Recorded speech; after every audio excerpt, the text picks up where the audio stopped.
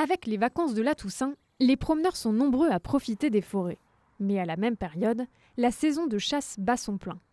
Résultat, une cohabitation parfois tendue. Le respect de la nature et la sécurité restent au cœur du débat. J'ai la particularité d'aimer beaucoup courir seule et le matin tôt, parce que j'ai une petite fille, donc j'y vais quand tout le monde dort encore à la maison. Donc souvent je pars à la nuit et j'aime bien faire le lever de soleil et c'est souvent le moment où je croise des chasseurs et je suis souvent seule du coup et c'est vrai que c'est pas très agréable de sentir qu'il y a potentiellement des chasseurs autour de moi, quoi. Consciente de la nécessité d'un meilleur partage des espaces naturels et suite à plusieurs incidents mortels dans la région, la Fédération de chasse de la Haute-Savoie s'organise. Elle a notamment développé l'application Chasse-Éco qui permet de connaître en temps réel les zones de chasse actives.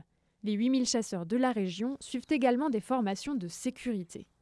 Mais pour le président de la fédération, c'est avant tout un effort collectif qui s'impose pour espérer une cohabitation plus sereine entre chasseurs et promeneurs. On a une population départementale qui a quasiment doublé en 50 ans sur certains massifs. C'est très difficile et c'est pour ça que les chasseurs font vraiment très attention. Si je prends l'exemple du massif de Sémenos le dimanche, c'est vrai qu'il y a énormément de monde, donc les chasseurs ont adapté un petit peu leur chasse à cet environnement.